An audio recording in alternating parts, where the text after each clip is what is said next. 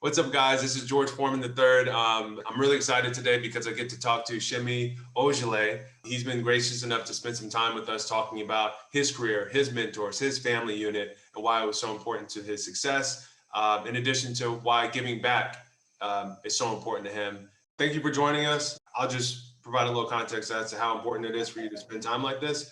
My father, I was fortunate enough to have a strong father figure and a mother, but my father didn't have a household that, how she said, you're only as good as your parents. But he had Jim Brown on TV, and he looked up to Jim Brown and Johnny Unitas, and that's what got him to be, he became an Olympic gold medal and went on to be a successful athlete and businessman. But it wasn't the people in the household, it was the people like yourself that were sending messages to young people. And so many of the people that are served, not just the parents, but the children, they're your fans. And these little things, even just knowing that Celtics organization cares, but also that you personally care, it's a game changer in ways you wouldn't even know until 10 years from now, you'll meet one of these kids and they'll tell you. Can you talk a little bit about, especially as it relates to your success in your career, your business acumen, which I've witnessed? What does family mean to you? Family. Family is, I think it's cliche to say everything, but I think I'd probably say it's the root of everything. For me, it starts with my name, my culture, my ethics, what I just believe in and try to model every day, following my parents and how hard they work to get to this country, how they treat people, just how I go about daily life. So without family, without those people that I've looked up to, I wouldn't be where I am. So then tell me, then talk about basketball, right? So strong family unit, strong mother influence, father showing you, about work, but basketball is what has been a big part of your life. Could you talk about just what the sport has meant to you? And the reason I bring it up is there's a lot of young people who leadership, camaraderie, all these things, mentorship come via sports. Can you talk Right. about what basketball has meant to your life?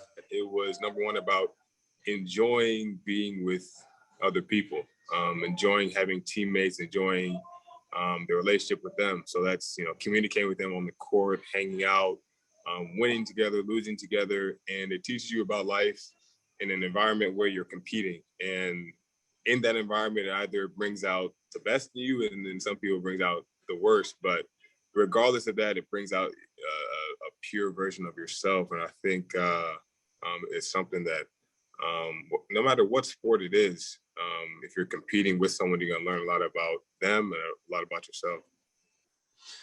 Man, so in terms of the deeper questions, could you talk a little bit about these? My last couple. How do you give back? Obviously, you give back by your example, right? And doing things like this. But anything else that you can share? Because sometimes the best way to motivate other people to do it is Yeah, hearing you what you do, so they can mimic you. yeah, But how do you give back, and why is that important to you? yeah. I think my what up, Doc? Surprise appearance from Taco. One of the ways I think we think that we need like a big platform to give back. So we need to build something great or start a grand program or give a lot of money. But I think we all have a platform. We all have a voice. And I think we sometimes feel that if it's not big enough that we can't use it, but that's not right. The biggest impact we can make is on the people that are right within our grasp. So whether that's family, friends, the next person you meet in a conversation, give to them and put them before you, and help them out in any way that you can. And by doing that, you make an impact on them, and that effect, turns around and has them impacting someone else over and over and over again. I think if we start there, then we'll be able to start those programs and help those kids and develop those larger program or larger platforms that can really change the world. To the person that the young person, right, who can Mhm. watch this interview, who's 5, 6, 7, 8 years old, or one of the parents, right, younger parents, many of them, there's statistically no hope for them to go from where they're at to your level of success and whatever their craft may be, right? What do you say to that person to not feel like they're defined by the last 3 or 4 years of their life? Right, right. By the stats, by the stats.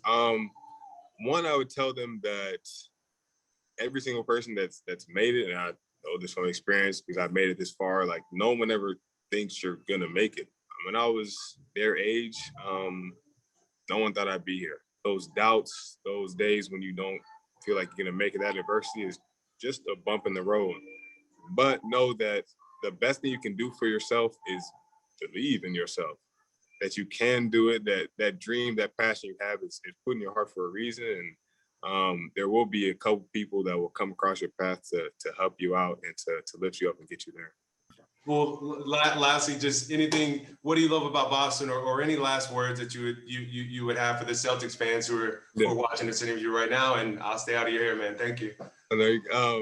For the C's fans, it's definitely, I think the biggest thing I've learned through this pandemic is that we take the fans for granted.